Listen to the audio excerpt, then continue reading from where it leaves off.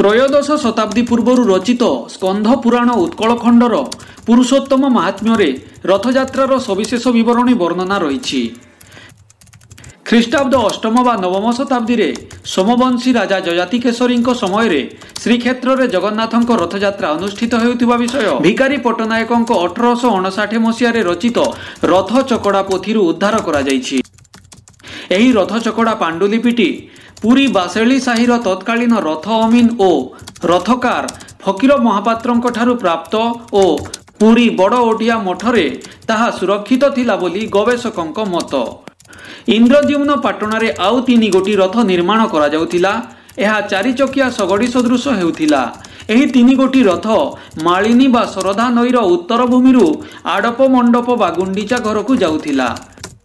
सिंहद्वार ठारू शरधा नदी कूल बा बलगंडी पर्यंत जाउथिबा रथ 16 चकिया 14 चकिया और 12 चकिया हेउथिला। रथ उपरे सुनार 3 बेंटिया ध्वज कलश लागुथिला। कनक मुंडाई रे रत्न चांदुआ टणा हेउथिला।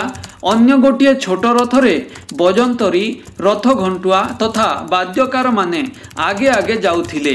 पछरे भकत माने 3 रथ को टाणुथिले। रथरे चाउल नड़िया खंडपोड़ी भोग लागुथिला। ताहा अल्प संख्यक समवेत भक्तगण को बंटन करा जाउथिला। बलगंडी ठारे रथ पहुंचिले दोल चापरे नई पारी होई आरपटकू ठाकुर माने विजे करी 4 चकिया सगड़ी रथरे बसी गुंडीचा मंदिर बेढ़ा को जाउथिले। 7 दिन परे 9 दिन यात्रा समाप्त करी बाहुड़ा यात्रा हेउथिला।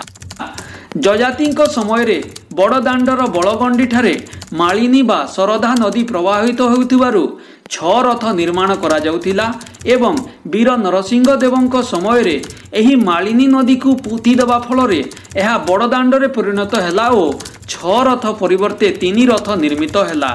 सेही शरधा नदीर अवशेष ही शरधा बाली रूपे नामित हैला। से समय रे रथर साजसज्जा उत्तम मानर थिला। एहा दर्शन करी समस्ते विस्मय प्रकाश करुथिले। रथ सद्य सुवर्ण छाउणी हेबा भली प्रतीयमान हेउथिला ओ एहा सुमेरु पर्वत सदृश अति उच्च थिला। रथ गुड़िक उज्ज्वल दर्पण ओ शह शह चामर द्वारा सज्जित हेउथिला।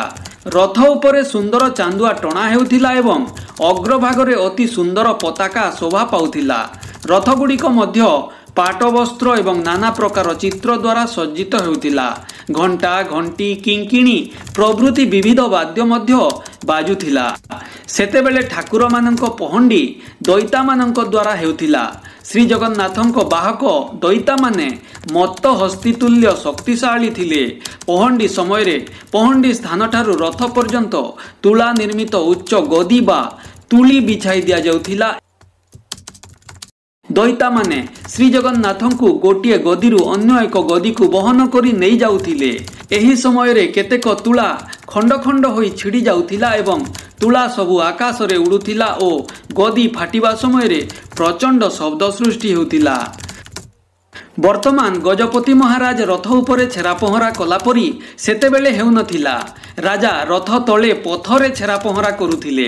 प्रताप रुद्रदेव निजे सुना मार्जनी द्वारा पथ परिष्कार करुथिले।